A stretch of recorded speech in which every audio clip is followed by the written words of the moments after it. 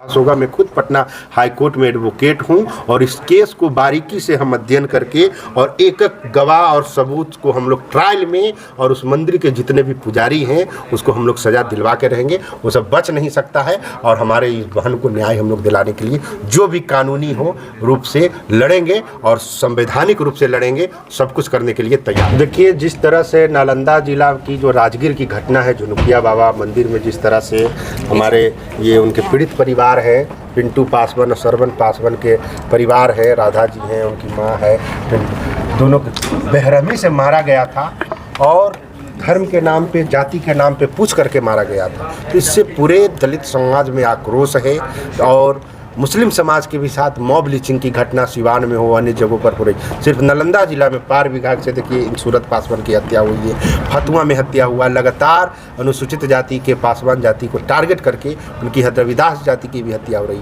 उन्हें क्या हम दलित समाज के लोग सिर्फ अनुसूचित जाति जनजाति अत्याचार निवारण का जो मुआवजा मिलता है उसके लिए बने हैं? तो सारे दलित को मार दो और 8 लाख 10 लाख क्या कीमत है दलितों की? तो बार बार ये मारा जा रहा, न्याय नहीं मिल पा रहा। हमारी बहन बोल रही है कि न्याय नहीं मिल पा रहा। उसके लिए आज यहाँ राजगीर के कन्वेंशन सेंटर में प्रोग्राम हम लोग एक बृहद पैमाने पे दलित मुस्लिम को जो हत्या हो रही है और जो तत्कालीन कारण राजगीर की थी, उसके लिए हम लोग एक तमाम बैठक की हैं और लगातार ये कई जिलों में ये प्रोग्राम चलेगा दलित मुस्लिम अत्याचार पे। और जब तक न्याय नहीं मिलेगा पीड़ित परिवारों को, हम लोग आंदोलन के माध्यम से, इस तरह के संवाद के माध्यम से सरकार को यह चेतावनी देते हैं कि आप दलितों को, मुसलमानों को न्याय दीजिए। अगर न्याय नहीं देंगे तो आपकी सत्ता परिवर्तन हम लोग करेंगे। आज राजेंद्र पाल गौतम भी आए थे, कांग्रेस अनुसूचित जाति के नेशनल चेयरमैन हैं, शकील अहमद खां हैं और तमाम लोग जो बुद्धिजीवी छात्र युवा सभी लोग न्याय के लिए यहाँ पर एकजुट हुए थे और हम लोग मिल करके इस लड़ाई को आगे जारी रखेंगे। सरवन पासवान और पिंटू पासवान के मॉब लिंचिंग की जो हत्या हुई थी उसके खिलाफ में आपने आंदोलन भी किया था। आज संविधान के सम्मान में दलित मुस्लिम मैदान में भी कार्यक्रम कर रहे हैं, तो अभी तक पीड़ित को न्याय की कोई आशा और उम्मीद नहीं दिख रही, कब तक मिलेगा? कि न्याय के लिए हम लोग लगातार इस केस को मॉनिटरिंग कर रहे हैं।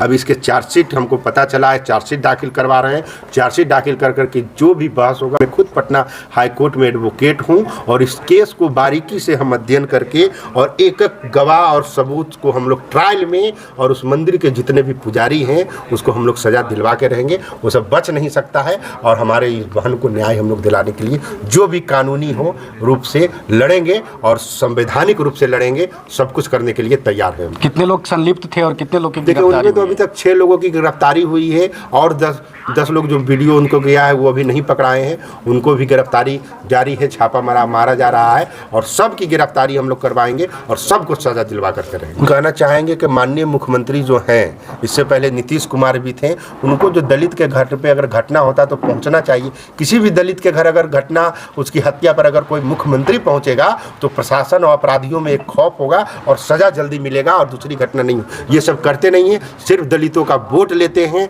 और जाति के नाम पे ये करते हैं। इसलिए हम लोग समाज को संविधान के नाम पे लोग जागरूक करें, क्योंकि सबसे ज़्यादा पीड़ित है दलित और मुस्लिम समाज के। इन दोनों को न्याय के लिए हम लोग लगातार बात कर रहे हैं, आंदोलन कर रहे हैं, संवाद कर रहे हैं। अभी इस तरह का कार्यक्रम जो दलित मुस्लिम चेतना मंच के द्वारा है, पूरे बिहार के हर जिला में हम लोग करेंगे और समाज को एकजुट करेंगे और न्याय दिलाएंगे।